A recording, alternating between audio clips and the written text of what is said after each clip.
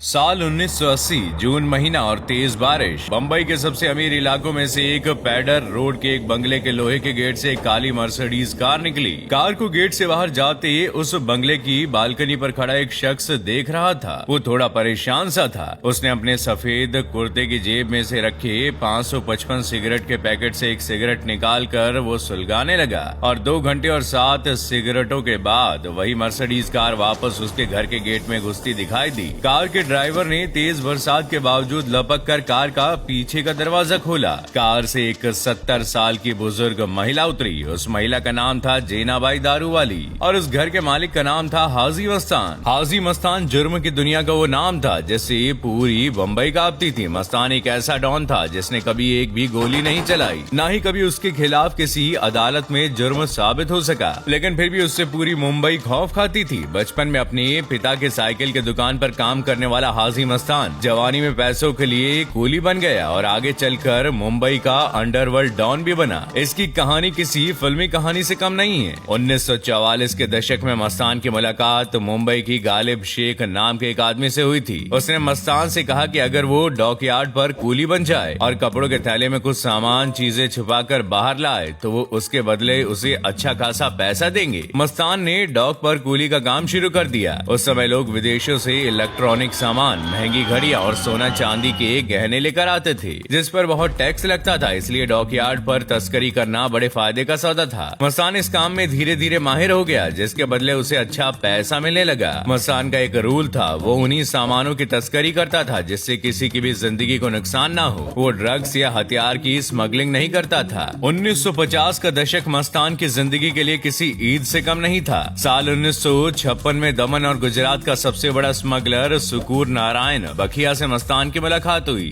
इस मुलाकात के बाद दोनों में दोस्ती हो गई और दोनों मिलकर स्मगलिंग का काम करने लगे। मस्तान और बखिया मिलकर दुबई और एडन से सोने के बिस्किट, ब्रांडेड घड़ियां और ट्रांजिस्टर की तस्करी करने लगे। दोनों ने इसमें खूब पैसे छापे और मस्तान एक मामूली कुली से मुंबई का मस्तान भाई बन गया। हाजी उस समय के साथ ही मुंबई का डॉन तो बन गया था, लेकिन जब भी जरूरत होती तब वो गैंगस्टर वरदा राजन, मुदालियार और करीम लाला का सहारा लेता था। इसी को देखकर दाऊद ने अंडरवर्ल्ड की दुनिया में कदम रखा और धीरे धीरे मुंबई पर कब्जा करा। 1970 के दशक आते ही आते मस्तान ने पूरी मुंबई पर कब्जा कर लिया। समुद्र पर उसका राज चलने लगा। मस्तान बचपन से अमीर बनने के सपने देखा करता था और अब उससे ज्यादा ही बन गया था। उसने पैसों के दम से ताकत भी कमाई। उसे मर्सिडीज की सवारी का बहुत शौक था। सफेद डिजाइनर सूट पहनकर जब वो अपनी मर्सिडीज से निकलता था लोग उसे सलाम ठोकते थे। हाजी मस्तान के दबदबे से उस समय की पीएम इंदिरा गांधी भी परेशान थी। दरअसल इमरजेंसी लगने पर उसे गिरफ्तार किया गया था और ये पहला मौका था जब हाजी जेल की सलाखों के पीछे खड़ा था। जेल में मस्तान की मुलाकात